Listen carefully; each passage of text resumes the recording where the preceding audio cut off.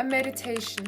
It smells of summer, but by the time I realize this, the trees have turned orange, and fall is here. Suddenly, everything is under a white canopy. And winter is here. The snow melts and the flowers bring color to the world, and spring is here. I live in this hypnotic cycle of seasons. But someday I will no longer be here, and they will carry on with their endless transformation, oblivious to my absence. Alright, I hope you liked that little introduction. It's been such a long time. Welcome to the clownery. And this is a kind of new format I'm trying out, and I hope I'll post more than once a year. It's basically a journaling and also a kind of sketchbook type-esque situation. I'm going to be talking about different topics and I hope you enjoy it. You can sketch along with me, write down your thoughts and notes, ask your questions, or if you have any requests, let me know. For today's topic, I'm gonna tell you, stop that hustle grinding mindset of yours, throw it all out the window. We're going to be talking about perfectionism, especially since I know a lot of artists struggle with that, and there is this expectation to perform a certain way.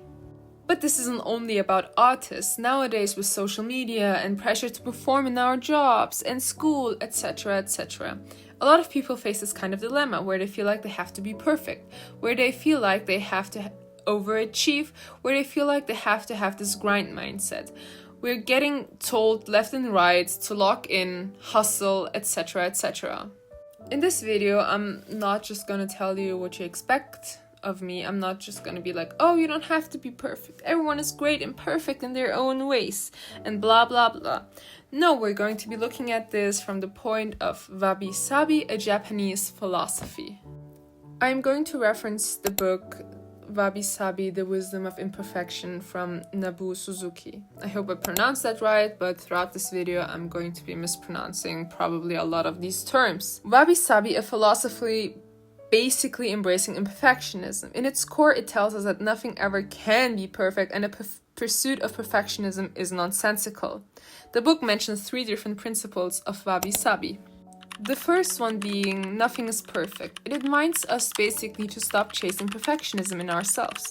Only if you accept your imperfections and embrace them, you can improve in your life.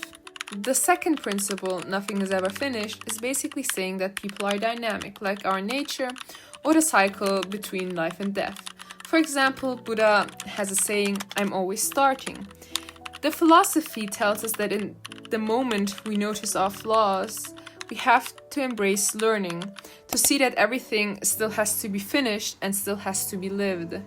The third principle, nothing will ever last, it sounds a bit dooming, but it means everything passes, you, me, all things end, even the structures, mountains, our beauty, etc. All will pass.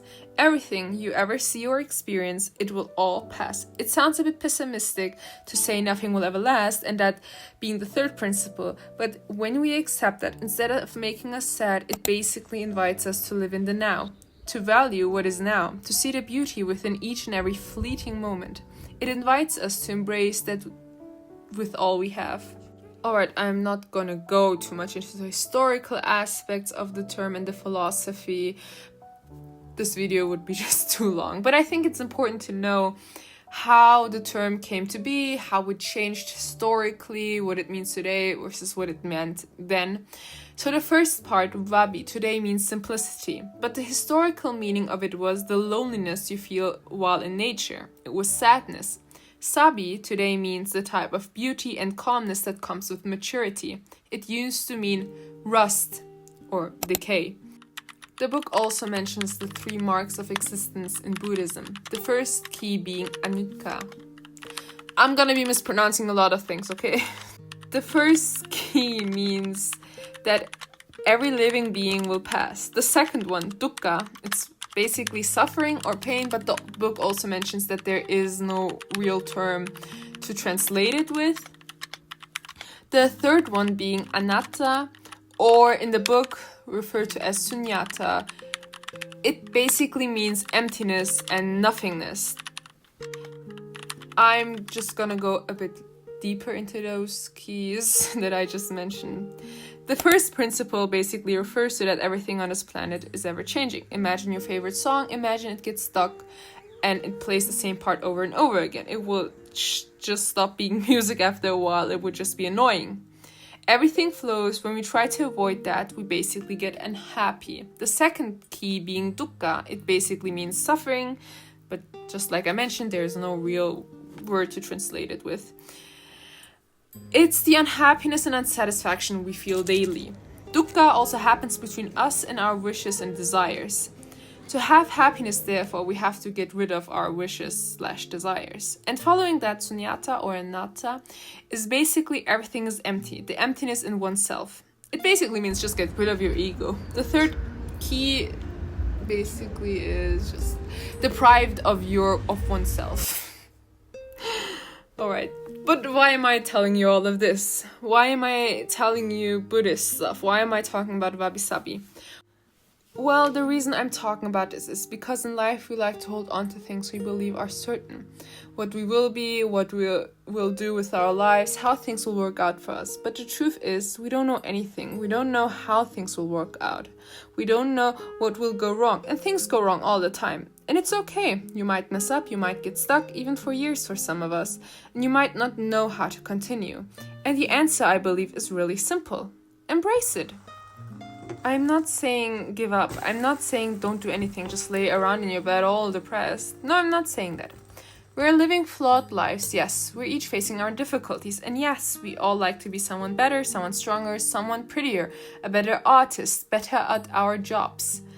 Being better in school, hustling, always grinding, always targeting the next best thing.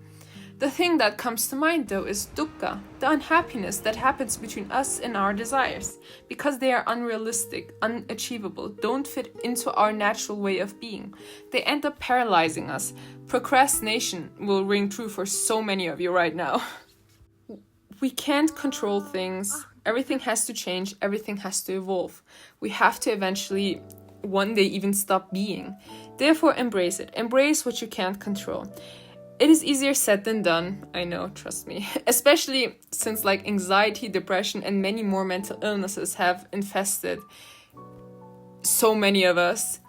We crave safety, certainty, but these don't exist. We can't control the ever-changing, the ever-dying, the ever-living. Stop fighting a fight that in the end you will lose. Embrace your life, your uncertainties. Whatever will happen will happen. You can't keep fighting it. I believe this is the way to happiness. It is the way to a lot less heartache and headache. A beautiful example of this, and that gets also mentioned in the book, is the art of kintsugi. It's basically taking a broken piece of ceramic and fixing it with gold. It is much more valued than its mass-produced counterparts in Japanese culture. Because when you turn that broken piece of ceramic into kintsugi, it becomes unique. There won't be another version of that in the world, because no other ceramic will probably break the exact same way or be fixed exactly the same way. So maybe try to think of yourself as that. Unique, broken or fixed, imperfect and ever-changing, and no one else can become what I can become is the mindset you should be having. With all my flaws and imperfections, because they're all mine, I accept them.